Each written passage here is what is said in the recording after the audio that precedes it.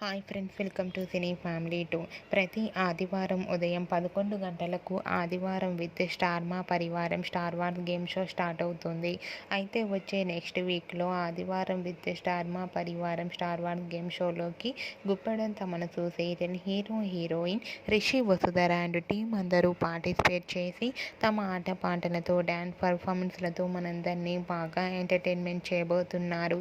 ఇప్పటికే ఈ గేమ్ షోకి సంబంధించిన ఫొటోస్ బయటకు వచ్చి బాగా వైరల్ అవుతున్నాయి.